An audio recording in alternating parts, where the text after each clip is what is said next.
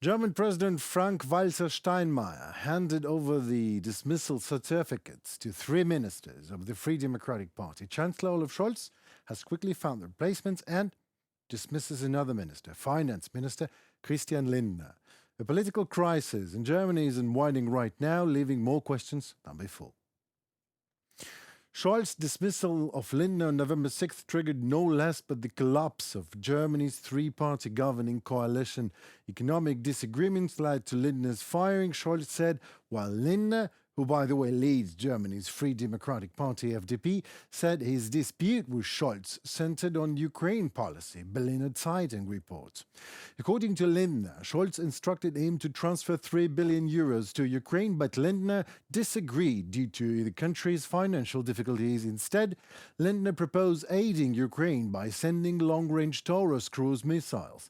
Kiev has appealed to Berlin repeatedly for the German-made weapons, which have a range of around 500 kilometers, significantly outstripping other Western long-range missiles, so Scholz has persistently denied Ukraine's request and fired his minister for even daring to suggest it. I said on behalf of the Free Democrats in the Coalition Committee, if we want different, stronger support for Ukraine, then Germany should make the decision to equip Ukraine with the weapon systems that the Ukrainians need to defend their freedom, in particular the Taurus weapons system. Christian Lindner, ex-Minister of Finance of Germany. According to Christian Lindner, Scholz was not willing to entertain the suggestion of Tauruses, and he was fired shortly after that. Whatever the actual reason is, what happened in easier terms is that Olaf Scholz's decision to fire Lindner will likely propel the country into a snap election in the near term.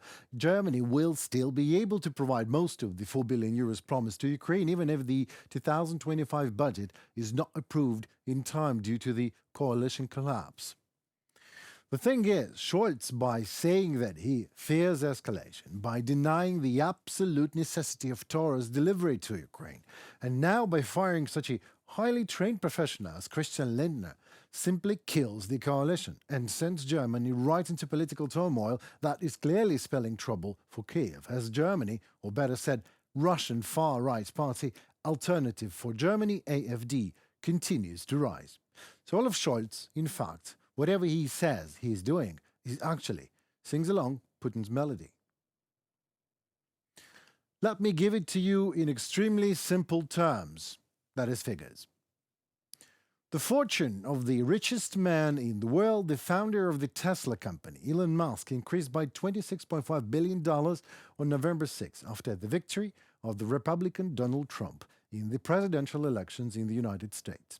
Musk was pro-Ukrainian, then followed the money and somewhat shape-shifted.